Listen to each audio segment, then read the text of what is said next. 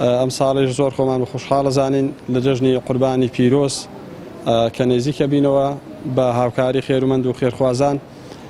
توانیمان جلوبەرگ و پێڵاوی جەژن بۆ 121 منداڵی بێباک و هەژار لە سنوورەکەمان ئامادە بکەین و ئەو ڕۆژ لێرە بتوانین بەسەریان دابەشکەین. لێرەوە ئێمە زۆر خۆشحاڵین و زۆر دوعای خێر لە ئەو خێرخواز و ئەو خوا پێداوانە ئەەکەین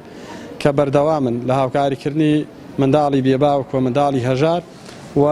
گیاندنی بەدەستی ئێمە یان بەدەستی خەڵکانێکی دیکەی خێرخواز. لێرەوەش داوا لە خێرومەندان و خێرخوازانەکەین کە هاوکارمان بن. ئینشاڵڵا ئەمە بەدەستەشی ئەمین چل لە بەسەرکردنەوەی ماڵەکان بە ئازوقە و خۆراک بە کۆمەچی دارایی چ بە جلوبەرگ و پێڵا و ئەو پێداویستانەی کە خەڵک پێویستیان ئەمە بەدەستەشی ئەمین لەگەڵیان دابین و هەم بە کۆمەڵ و بە دەستە جەمعی بەسەریان دابەشەکەین و هەمیش ئەگەر پێویست کرد لەگەڵیان نەچین لە ماڵەکانیش پێویست بەسەریان دابەشەکەین بۆەوەی دڵی منداڵی بێباوک و هەژار لەو جەژنەدا کە قەیرانی داراییە کە خەڵک بێموچێ بێ ئیشە بێکارە بزە بخەینە سەر لێوەکانیان بەخوای پەروەردگار لە بەهەشتی پان و بەرین ئینشاڵڵا پاداشیان ئەداتەوە.